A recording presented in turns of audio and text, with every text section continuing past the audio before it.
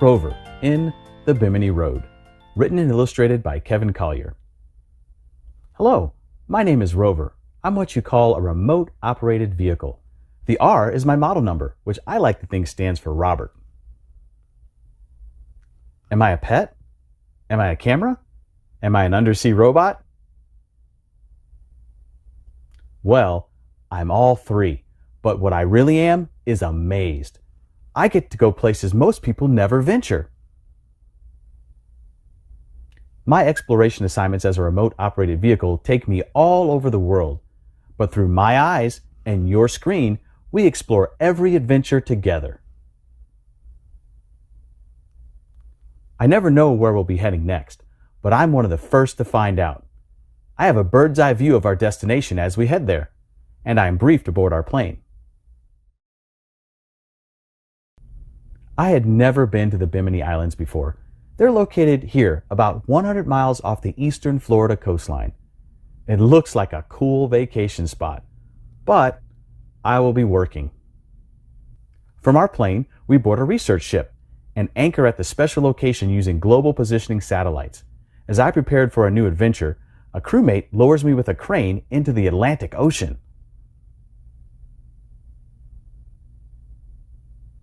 Once I'm in the water and break free of the harness, I'm off and on my way. I'm here to look for what some say is a road. The mystery is it a man-made road or just a thing of nature? Maybe I can find out. Sometimes we don't find the answer, but the oceans and lakes are full of archaeological sites to explore. There are more than on land even. It's called the Bimini Road because it's just off the shores of the Bimini Islands. It's not far down either. Divers have explored it many, many times. But I have a very sharp camera in me and can take great pictures that my crew can study.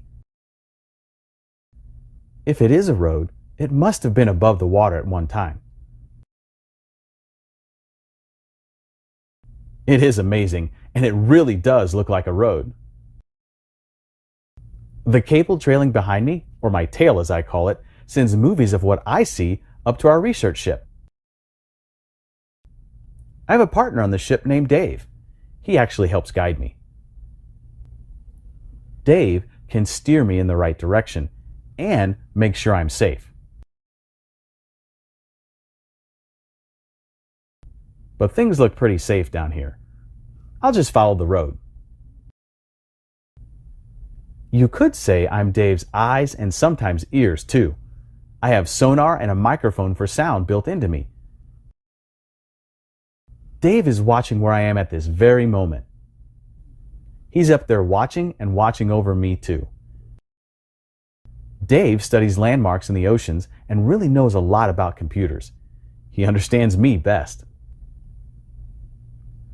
I can imagine Dave smiling right now at what we are seeing together. We've been best friends for some time now. We share a lot in common, and we love our work. Bimini Road stretches about 1/2 mile beneath the water, from northeast to northwest. It lies only 15 to 20 feet below the water's surface. I feel like I'm actually driving on a road. But was all this man-made? Did people once use this as a road? Was it once on dry land? Or is this just an unusual collection of rocks that just look like a road?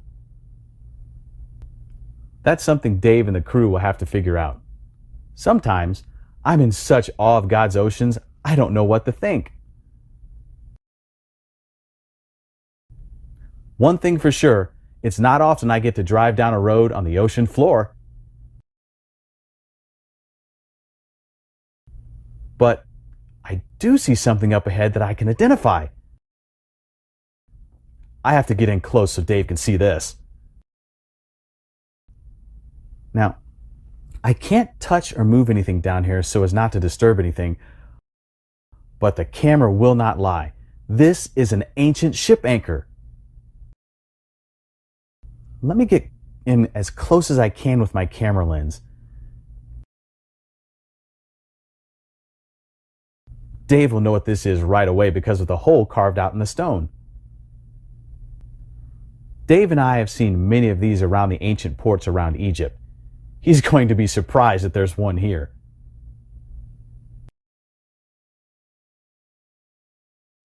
Wooden vessels during biblical times used a large stone for a ship's anchor.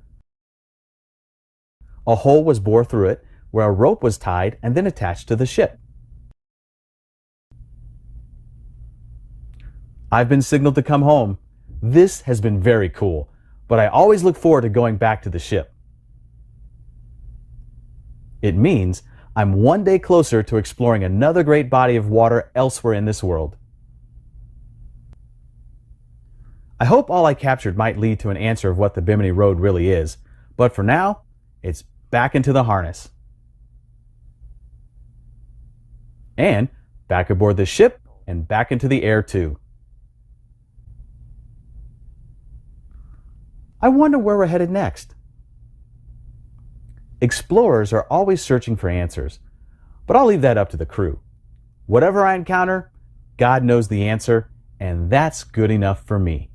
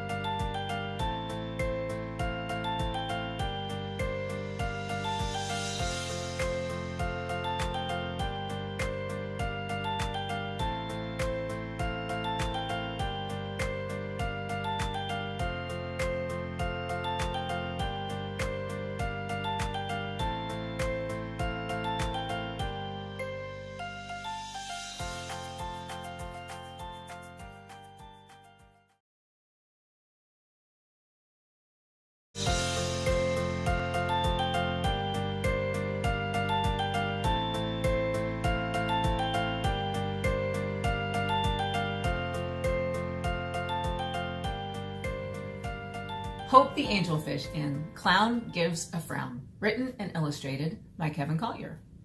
Once upon a time, there was a little angelfish named Hope. She lived in a vast ocean, deep and wide. Her appearance was not like that of other fish.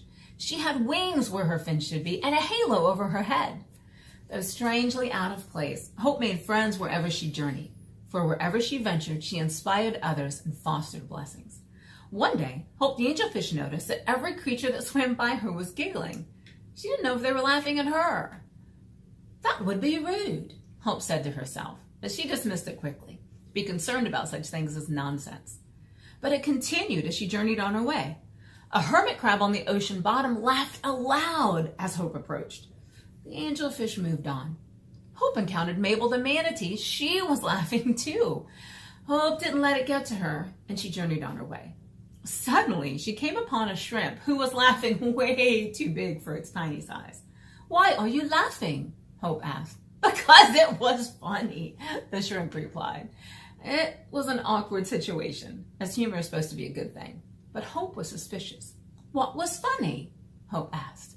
"The joke that Corky told," the shrimp replied. "Keep moving ahead. You'll see." The shrimp swam off, leaving Hope to ponder it all. "What's a corky?" she asked herself. There was only one way to find out. Move ahead, as the shrimp had said.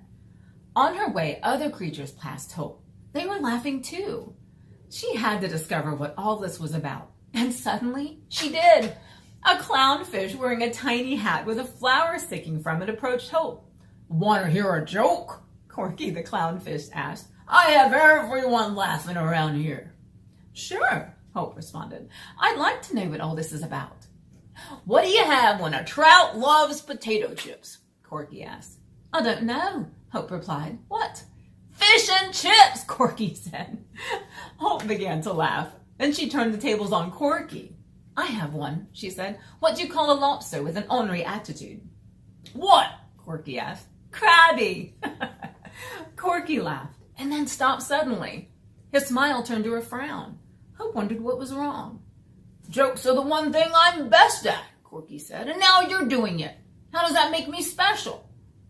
Because you've become my new best friend, Hope replied. And that is no joke. Corky smiled. The two swam off together, knowing that humor is something precious, shared between friends.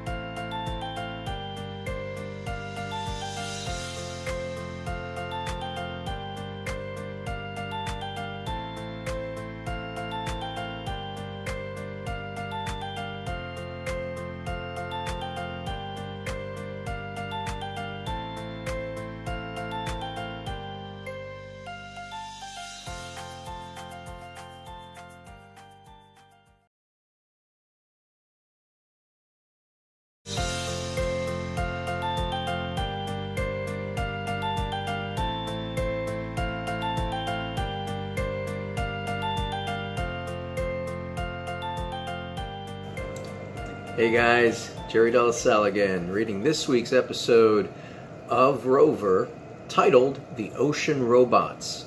It's written by Kristen and Kevin Collier, and the illustrations are by Kevin Collier. Let's begin. Hello, my name is Rover. I'm what you call a remote-operated vehicle.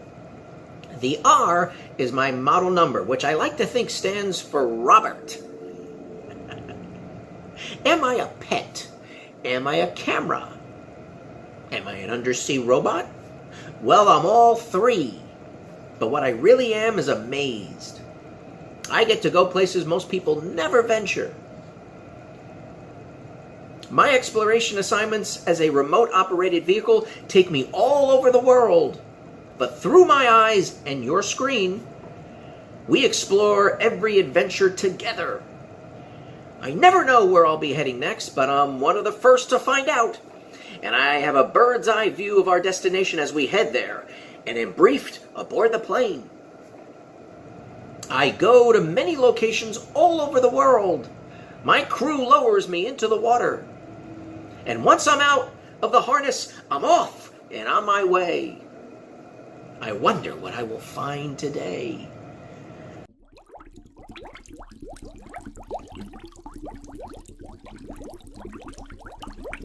I don't remember much about the day I was built, but I am a newer model. I've seen my baby pictures.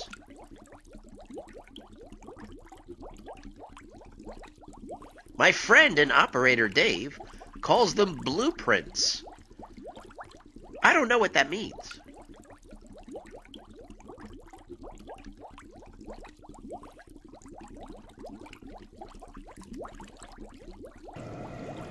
I am one in a long line of rovers. One of the first ROVs was made in the 1950s by the British Navy. His name was Cutlet. That's kind of funny.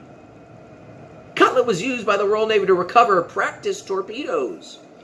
He's an old-timer. Here's my friend Jason. Jason discovered and recorded the first video and still photographs of a deep-sea volcano erupting. The images of the molten hot lava on the seabed floor made the pages of newspapers and magazines everywhere. Oh, and there's Hercules. He explored the Titanic. Wow, he's like a big robot. Maybe I'll be like him when I grow up. But there's plenty of ROVs working in the ocean depths, discovering sunken wrecks and observing sea life in its natural habitat. Undersea vehicles are a part of history, and I love being a part of the ongoing current explorations all over the world. My missions take me all over the world, sometimes to the deepest points of the ocean. Sometimes I explore wrecks that have become teeming with aquatic wildlife. The colorful fish are a sight to behold. There's unusual sights to be seen, like strange underwater structures and monuments. My best friend and crewmate Dave is aboard the research vessel, helping to guide me and seeing through my eyes as we explore. Dave and I make a great team, and he helps me gather important information of what's in the ocean's depths. The crew tries to figure it all out. When my work comes to an end, they signal me to return to the ship. The research crew's work has just begun, studying all I have done and all I have seen. But for now, it's back into the harness for me and back onto the ship. Home, sweet home. I am one day closer to exploring another location on this world. I wonder where we are headed next. Explorers are always searching for answers, but I'll leave that up to the Creator, God, who knows the answer, and that's good enough for me. The end. Okay, guys, God bless. See you on the next episode.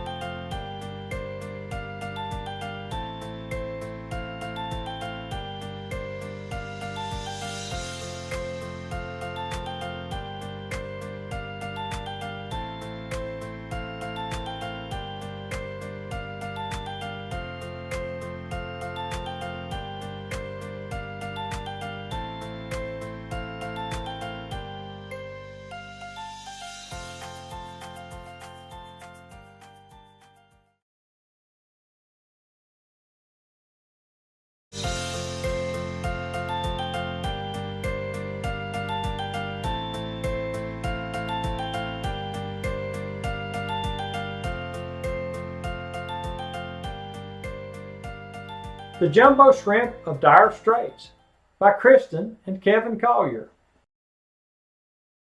It was said that the port of Dire Straits is akin to a lobster trap.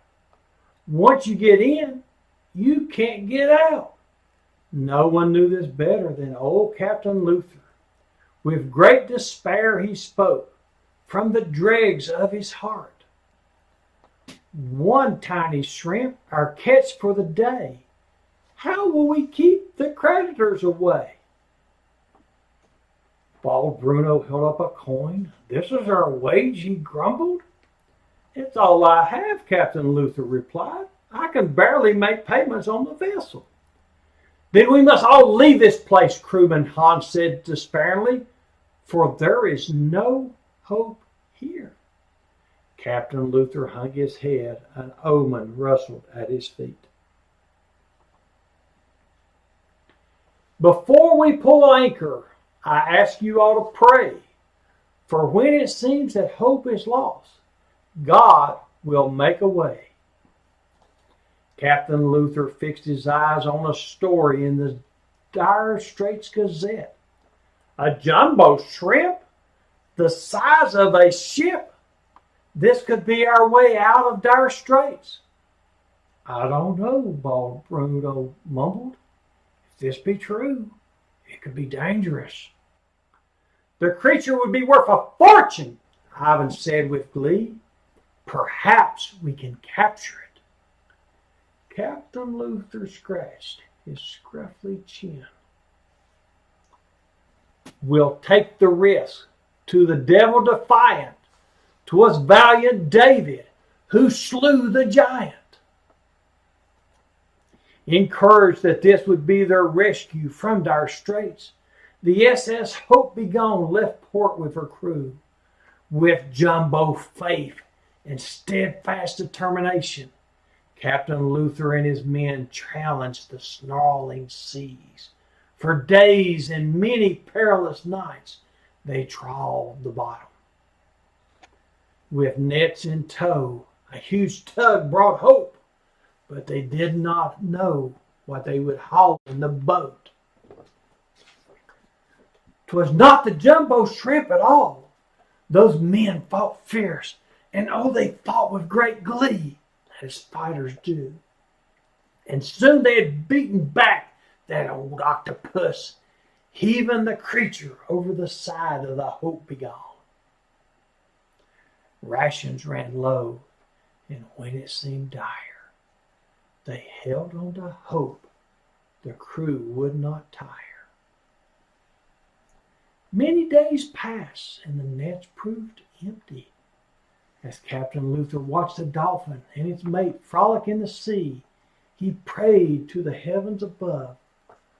"Lord, help us," he cried from the heart of his soul, "for truly I know you are our only salvation."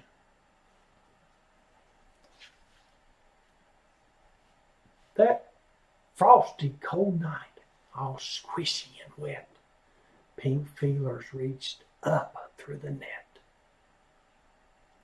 "Avast and ahoy!" the sailors did shriek.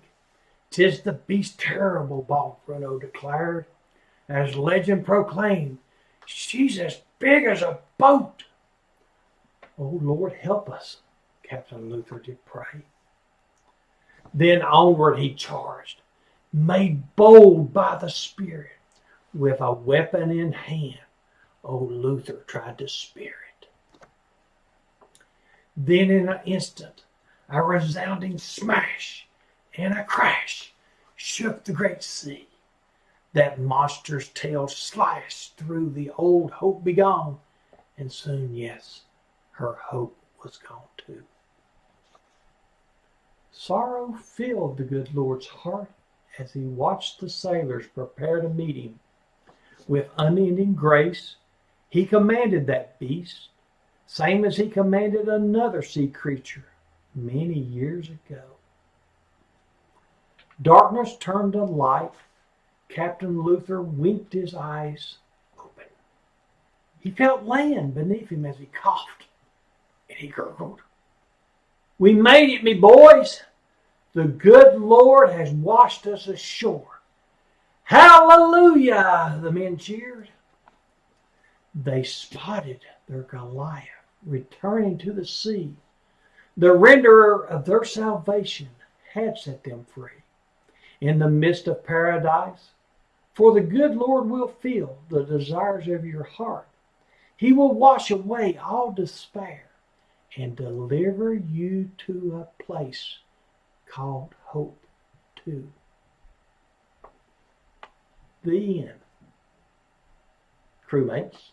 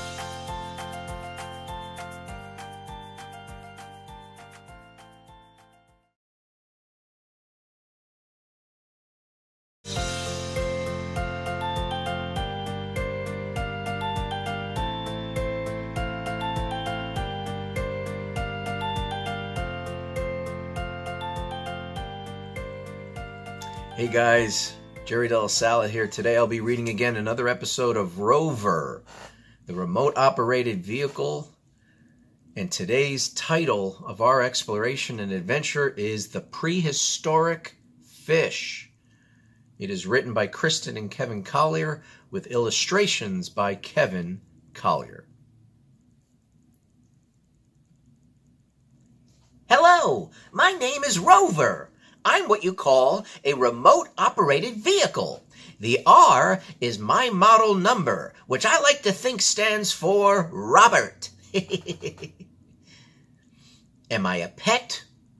Am I a camera? Am I an undersea robot? Well, I'm all three. But what I really am is amazed. I get to go places most people never venture.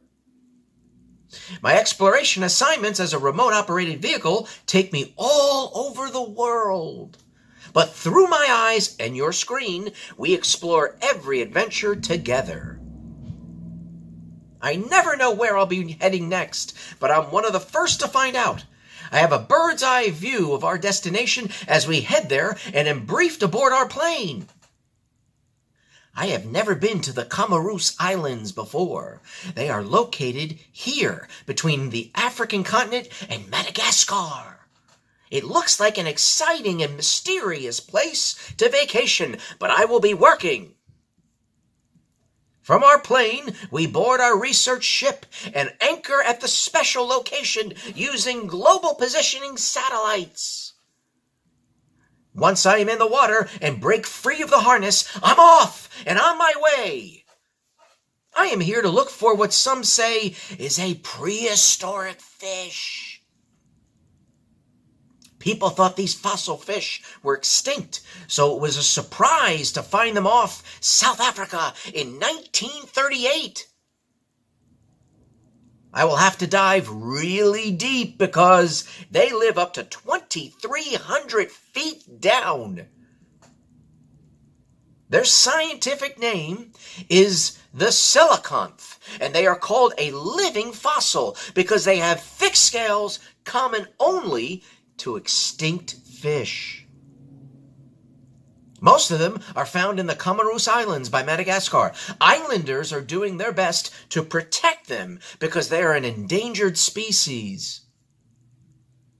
They think there are only about 1,000 coelacanth around the Comoros Islands, so I have to be careful not to disturb their habitat. I will get in as close as I can to take a picture. I have a very sharp camera in me that can take great pictures for Dave, my partner on the ship. Dave helps me steer and keeps me headed in the right direction. There it is, the coelacanth. I hope Dave is getting a good look at this. He would love it down here, but I know he loves seeing through my eyes. Dave is my best friend. We share a lot in common. We love our work, and these fish are amazing. They can be huge, up to 6.5 feet, and weigh almost 200 pounds. Wow! The water is clear, so the pictures I am capturing should be perfect for study. I can imagine Dave smiling right now, watching what I encounter, and watching over me, too. Fossil fish have back fins that move like a trotting horse. Left, right, left, right. That is their most striking feature. Their back fins extend away from their body and move in an alternating pattern. Cool! How cool it is to be swimming with fish once thought to be extinct! I know the people of the Comoros Islands are doing their part to protect them. They're even building a research center and museum to protect the fossil fish. Boy, I sure hope our research helps. I have been signaled to come back to the ship. It's time to go home. I always look forward to getting back on the ship. It means I am one day closer to exploring another great body of water elsewhere in this world. I hope all I captured might lead to an answer of whether or not the coelacanth really is a prehistoric fish. But for now, it's back into the harness. And back aboard the ship. My work is done here. I wonder where we're headed next. How long has this prehistoric fish been on this planet?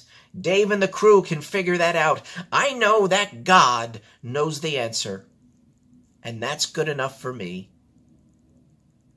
The end. Thanks, guys. Can't wait to see you again.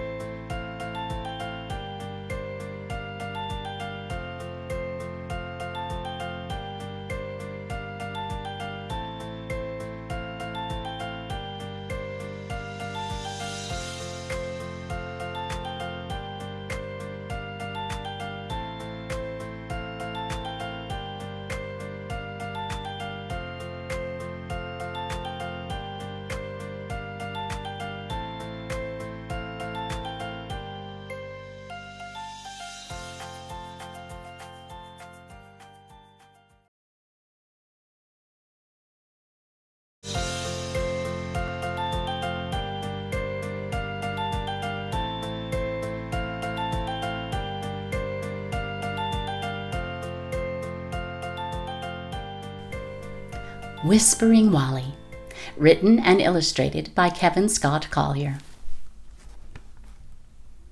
The ocean's deepest secret concerns its largest beast, a gentle whale named Wally, who often spoke the least.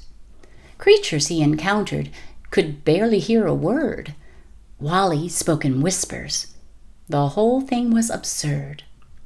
The octopus heard rumors of Wally's quiet tone. The seahorse often wondered why Wally was alone. Wally should be the loudest.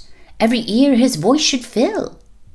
But when Wally mumbled something, he was no louder than a krill. Many tried to befriend him, but the whispers got in the way. It's hard to get to know someone when there's nothing much to say. The clam began to clam up, and all others who Wally knew soon succumbed to silence. Now they all whispered too. "I wonder what is wrong with him," the shark whispered to the snail. "Perhaps he doesn't like us," he assumed about the whale. "He barely speaks to us at all," the crab whispered to the eel. The snake-like creature frowned. "We should tell him how we feel." The confrontation was nasty. A sad Wally turned away. He swam into the deepest gorge. There was nothing left to say. The creatures felt more joyful and spoke and sang with glee. A meek turtle soon appeared and revived the mystery. "I am searching for a whale. He must believe me dead," the shy turtle then revealed. "It was something Wally said. The first time Wally spoke, the volume was so intense it blew me miles away. He has never seen me since." Wally had never forgotten what happened on that day. He vowed to only whisper if he had anything to say. Deep inside the trench, Wally felt a scorching glow. Rocks began to shake and lava began to flow. The trench began collapsing and water began to stir. The temperature was rising. Something big would soon occur. Who would warn all those above? The whale faced an anxious choice. If anyone could sound the alarm, Wally had the loudest voice. When Wally shot up from the trench, he saw his long-lost friend. The turtle had survived, and Wally's heart began to mend. Wally puffed up his pinkish cheeks and with courage prepared to blow. "Oh, take cover!" he bellowed. "An earthquake stirs below." A blast shook all surroundings. The creatures reeled and tossed, but when the ocean settled, not a single soul was lost. The turtle to Wally whispered, "God made your voice that loud. You're very special, whale," he said, which made Wally feel very proud. His new friends celebrated, and Wally had much to say. No matter how loud, they listened to the whale who saved the day.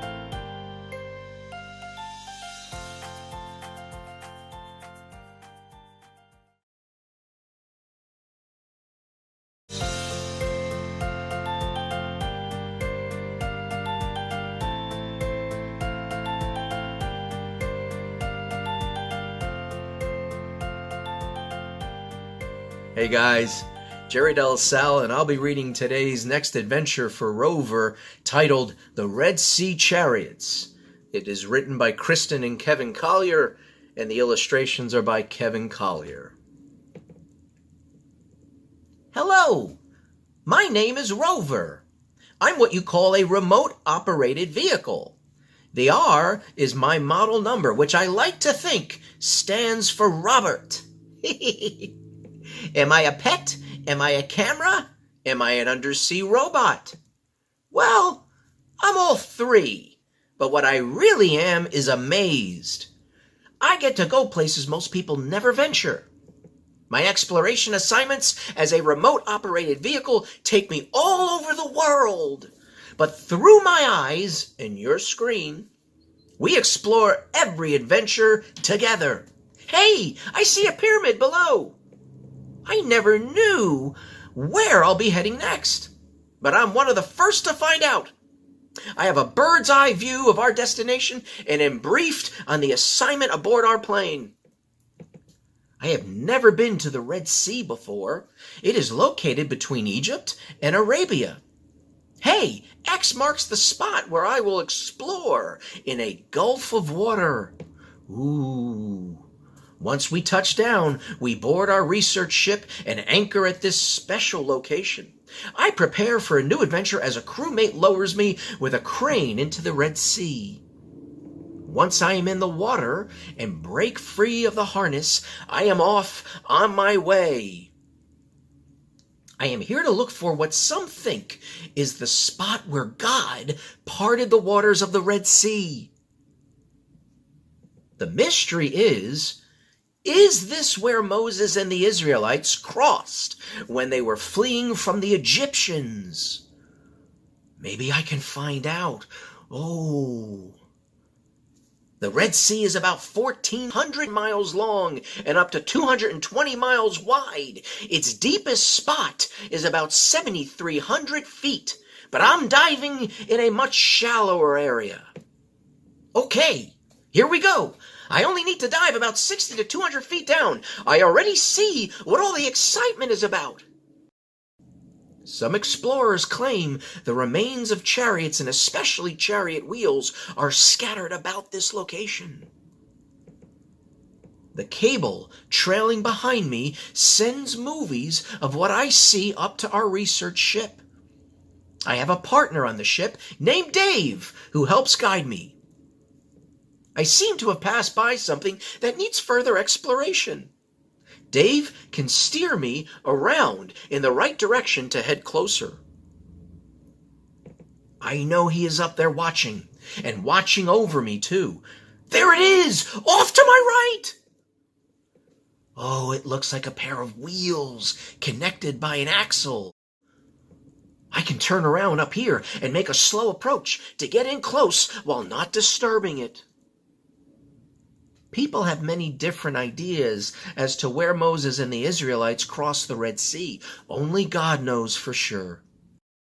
But this might be a clue. Some say this is just coral covered with coral, that they're not wheels at all. It makes me wonder, wooden wheels would have dissolved away long ago. However, some of Pharaoh's chariot wheels were covered in metal. Is it possible these are pieces of the chariots that pursued Moses and the Israelites across the Red Sea? That's like traveling back in time 3,500 years. Things were much different back then. The Bible reveals what happened when Pharaoh ruled. Moses confronted Pharaoh with the power of God to set the Israelites free from the unholy rule. But Pharaoh was not through with God's chosen people. He and his army chased them to the edge of the Red Sea. God Almighty parted the Red Sea so Moses and the Israelites could pass safely to the other side. Then Pharaoh ordered his army of soldiers in chariots to give chase. Once the Israelites made it safely to the banks on the other side, God closed the sea, and Pharaoh's army was lost. But something remains even today. Wow! Over there I see a gold wheel, just like the kind reported to have been found in King Tut's tomb.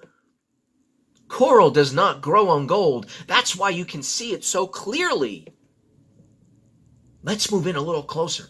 Some of the explorers who found what resembles wheels covered in coral are convinced they are really chariot wheels, but they can't say for sure.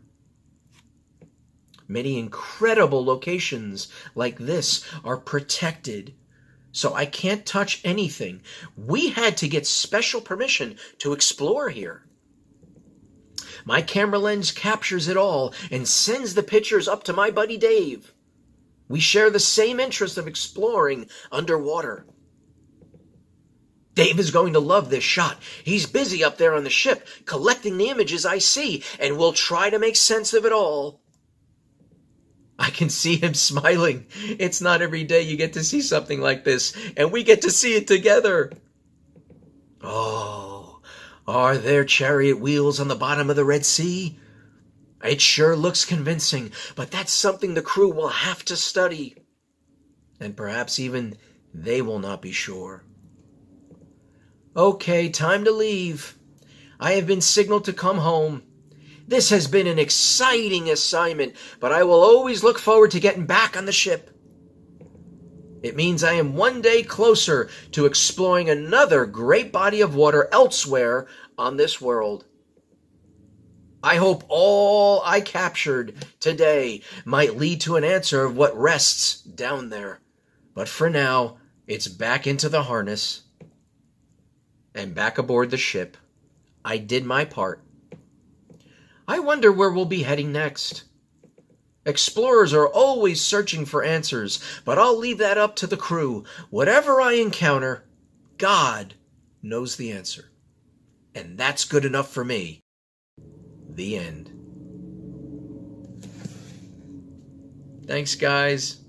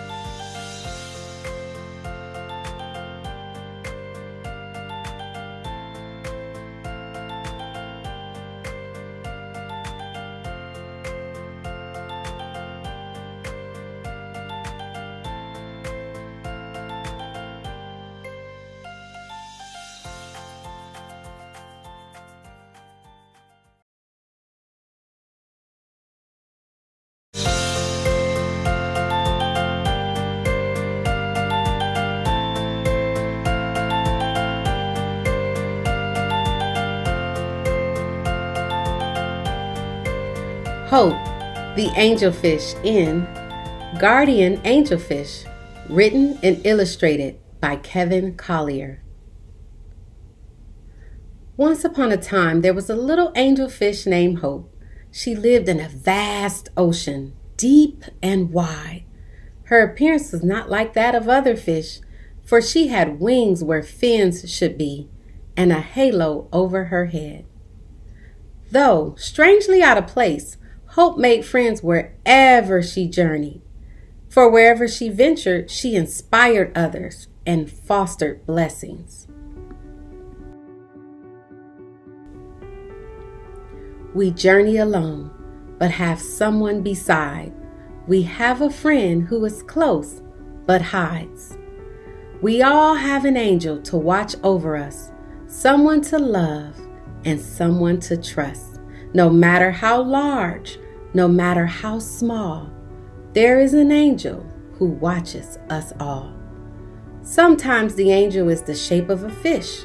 God listens to prayers and hears every wish. No matter how strange or what shape we take, we all have a Savior we can never forsake. Sometimes life moves fast, racing by, but our guardian angel is near to our side, always unseen, there for our call. We are never alone, there's an angel for all. Oysters with pearls and clams shut so tight, all have an angel. It makes us feel right. Snails and shells, in all sizes they are, our guardian angel is never too far. gadgets and vessels and exploring machines, there's always a watcher, even if they're unseen. Always close by to keep us on track, always near us, watching our back. Just when you feel you are alone, a guardian angel will lead you back home. With you in times from riches to broke, a guardian is loyal, and that is no joke. Even the grumpy have an angel, you know. It might hide more often, but you're still not alone. From shark to blowfish to octopus or snail, your guardian fish is right on your tail. God has a great love for us one and all, no matter how big, no matter how small. An angelfish proud to be by your side, but he's not alone if you let him inside. A companion he is, unseen and unheard, but you understand without a word. For you know he is there and always close by, no matter the journey, near, far, or wide. We all have an angel that was sent from above. You are never alone, and you are always loved.